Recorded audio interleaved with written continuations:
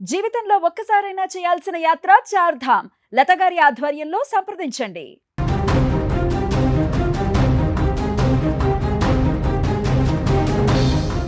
పశ్చిమాసియాలో ఏం జరుగుతుంది? నిన్ననే 2 వారాల పాటు సీజ్ ఫైర్ జరిగింది. ఇక ఇరాన్ అమెరికా మధ్య యుద్ధ వాతావరణం అంతా సమసిపోయింది. ఇక ఎలాంటి యుద్ధం లేదు అనుకున్న సందర్భంలో ఇప్పుడు తాజాగా మళ్ళీ యుద్ధ వాతావరణం ఏర్పడింది. శాంతి కోసం ఒక అడుగు ముందుకు పెడితే వినాశనం వైపు 10 అడుగులు వెనక్కి పడుతున్నాయి. మిడిల్ ఈస్ట్ మళ్ళీ అగ్నిగుండంగా మారుతుంది. నిన్నటి వరకు అమెరికా మధ్యవర్తిత్వంతో యుద్ధం ఆగిపోతుందని, శాంతి వస్తుందని అంతా అనుకున్నారు. కానీ ఇరాన్ తీసుకున్న ఒకే ఒక్క సంచలన నిర్ణయం ఇప్పుడు మరలా 3వ ప్రపంచ యుద్ధానికి సైరన్ మోగిస్తుంది.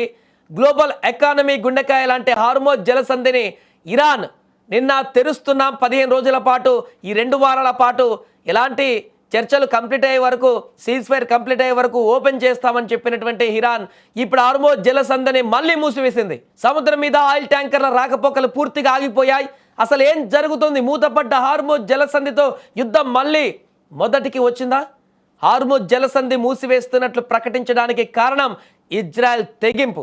గత కొన్ని రోజులుగా లెబనాన్ పైన ఇజ్రాయెల్ తన దాడులను అత్యంత తీవ్రతరం చేసింది. నిన్న అది ఇంకా తారాస్థాయికి చేరింది. ఆకాశం నుంచి నిప్పుల వాన కురిపిస్తోంది. అమాయకుల ప్రాణాలు గాల్లో కలిసిపోతున్నాయి. ఈ దాడులను చూసిన ఇరాన్ రక్తం మరుగుతుంది. మిత్రదేశమైన లెబనాన్కు అండగా నిలబడిన ఇరాన్ ఇజ్రాయెల్కు, వారికి ఒత్తాసు పలుకుతున్న అమెరికాకు ఫైనల్ వార్నింగ్ ఇచ్చింది.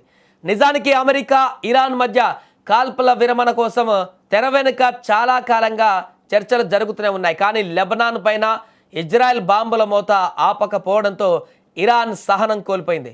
లెబనాన్ పైన దాడులు ఆపకపోతే కాల్పుల విరమణ ఒప్పందాన్ని చెత్తబుట్టలో వేస్తాం, ఆ చర్చల నుంచి శాశ్వతంగా వైదొలుగుతామంటూ ఇరాన్ అమెరికా ముఖం మీదే తేల్చి చెప్పింది.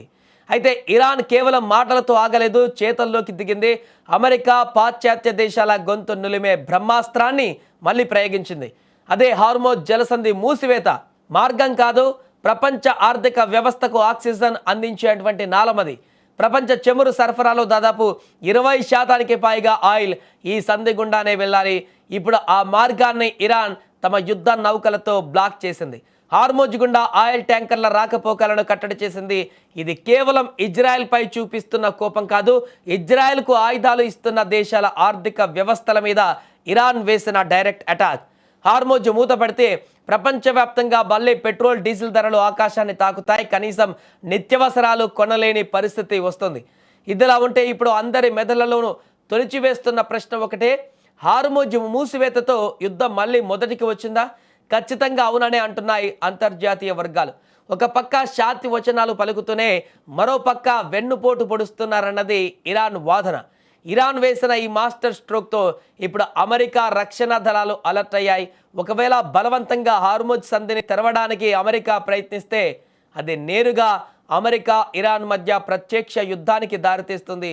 అదే జరిగితే మిడిల్ ఈస్ట్ మొత్తం బూడిద కుప్పగా మారడం ఖాయం. ఇన్ని నెలల పాటు జరిగిన శాంతి చర్చలన్నీ బూడిదలో పోసిన పన్నీరైపోయాయి. కథ మళ్ళీ వార్ జోన్ మొదటి పేజీకి చేరుకుంది. శాంతి కపోతం ఎగరవలసిన ఆకాశంలో ఇప్పుడు మళ్ళీ క్షిపణులు దూసుకుపోతున్నాయి. హార్మోజ్ జలసంధి మూసివేతతో ఇరాన్ ఇచ్చిన ఈ పవర్ఫుల్ వార్నింగ్ ఎటు దారి తీస్తుందో అని యావత్ ప్రపంచం కూడా ఇప్పుడు భయంతో వణికిపోతుంది.